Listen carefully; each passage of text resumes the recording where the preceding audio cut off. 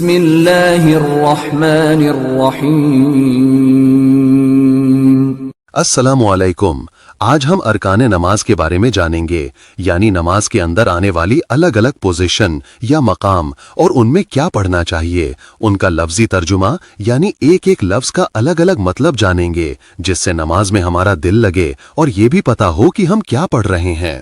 آئیے آتے ہیں اب اپنے موضوع پر۔ سب سے پہلے ہم جب نیت کر کے تکبیر تحریمہ کہتے ہیں، جس میں اللہ اکبر کہا جاتا ہے، اسے تکبیر تحریمہ اس لیے کہا جاتا ہے کیونکہ تکبیر کا مطلب ایک طاقتور اعلان سے ہے، اور تحریمہ لفظ حرام سے نکلا ہے، جس سے مطلب نکلتا ہے حلال کام بھی حرام ہو جانا یا منع ہو جانا، جیسے بات کرنا، کھانا پینا، چلنا پھرنا وغیرہ سے رک جانا۔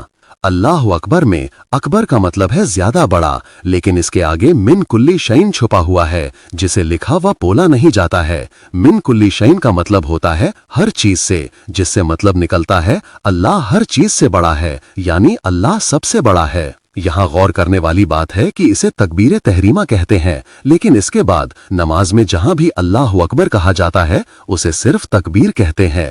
ایک اور بات کہ تکبیر تحریمہ فرض ہے، اسے نہیں کہنے سے نماز نہیں ہوگی، اور اسے زبان سے کہنا ضروری ہے، بنا زبان ہلائے صرف دل میں کہنے سے یہ نہیں مانی جائے گی۔ تکبیر تحریمہ کے بعد ہم ہاتھ باندھ کر سیدھے کھڑے ہو جاتے ہیں، اس ارکان کو قیام کہتے ہیں، یہ فرض ہے۔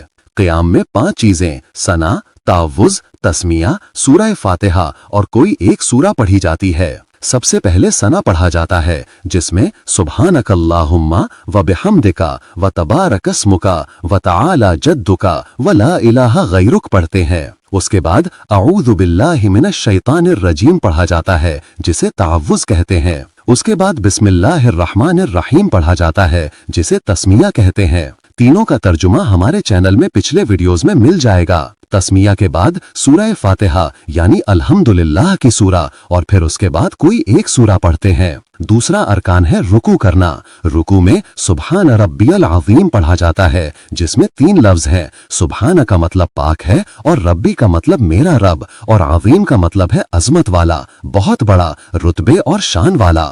اس طرح پورا مطلب بنتا ہے پاک ہے میرا رب جو بڑی عظمت والا ہے۔ اس کے بعد جب ہم رکوع سے اٹھتے ہیں تو اٹھتے وقت سمع اللہ لمن حمدہ پڑھتے ہیں۔ یہاں سمع کا مطلب ہے سن لیا، اور یہ اللہ سے جڑا ہے، یعنی اللہ نے سن لیا۔ لمن سے یہاں مطلب بنتا ہے جس نے، حمدہ حمد سے نکلا جس کا مطلب بنتا ہے تعریف کی۔ اس طرح پورا مطلب بنتا ہے اللہ نے اس کی سن لی جس نے اس کی تعریف کی۔ جب ہم سیدھے کھڑے ہو جاتے ہیں اس پوزیشن کو قومہ کہتے ہیں۔ اس میں ربنا لک الحمد پڑھنا ہوتا ہے، جسے تحمید کہتے ہیں۔ یہاں ربنا کا مطلب ہے اے ہمارے رب، لکا سے مطلب ہے تیرے لیے، اور الحمد سے مطلب بنتا ہے ساری تعریفیں۔ اس طرح پورا مطلب بنتا ہے اے ہمارے رب تیرے لیے ہی ساری تعریفیں ہیں۔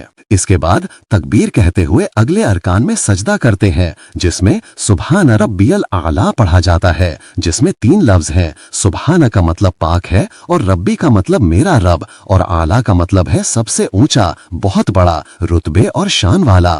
اس طرح پورا مطلب بنتا ہے پاک ہے میرا رب جو بڑی اونچی شان والا ہے۔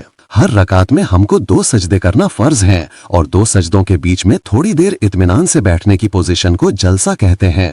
اس کے بعد 2 رکعت کے بعد بیٹھتے ہیں، جسے قعدہ اولا، اور جب آخری رکعت میں بیٹھتے ہیں تو اسے قعدہ اخیر کہتے ہیں۔ قاعدہ اولا میں صرف تشہد یعنی التحیات پڑھتے ہیں، اور قاعدہ اخیر میں تشہد، درود ابراہیمی اور پھر دعائے معصورہ پڑھی جاتی ہے، جن کا لفظی ترجمہ ہمارے چینل میں انشاءاللہ اگلے ویڈیوز میں بنایا جائے گا۔ نماز کے آخر میں جب ہم سلام پھیرتے ہیں تو اس میں السلام علیکم ورحمۃ اللہ کہتے ہیں، جس میں لفظ السلام کا مطلب ہے میں سلامتی چاہتا ہوں، اور علیکم کا مطلب آپ سب پر، اور وا کا مطلب تو سب جانتے ہی ہیں، اور رحمت اللہ کا مطلب ہے رحمت ہو اللہ کی۔ اس طرح پورا مطلب بنتا ہے سلامتی ہو آپ سب پر اور اللہ کی رحمت ہو۔ یہاں غور کرنے والی بات ہے کہ نماز میں سلام میں صرف اتنا ہی پڑھنا ہے، برکاتہ جوڑنا نہیں ہے۔ اس طرح اگر ہم نماز کو سمجھ کر پڑھیں گے تو ہماری نماز اچھی ہوگی۔ نماز اچھی ہوگی تو صرف 2 رکعت نفل نماز پڑھ کر اللہ سے اپنے بگڑے کام بنوانے والے بن جائیں گے۔ امید ہے کہ آپ کو یہ ویڈیو پسند آیا ہوگا۔ ویڈیو اچھا لگے تو اسے لائک، شیئر اور ہمارے چینل کو سبسکرائب ضرور کر لیجئے، تاکہ اگلی ویڈیو آپ تک سب سے پہلے پہنچ سکے۔